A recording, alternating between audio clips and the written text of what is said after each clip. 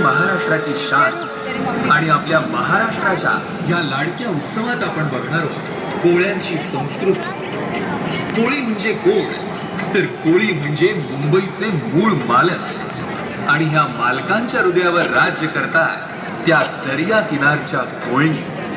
ह्या एकदा बाजारात निघाल्या की सारा कोळीवाडा नुसता बघत राहतो. आपला पारंपरिक पोशाख करून सोन्याच्या दागिन्यांनी मढून कोळणी निघालेले आहेत आईची ओटी भरायला, हिंगलाई देवीचा नवस फेडायला. बघा बघा कसा कोळीवाडा जमलाय.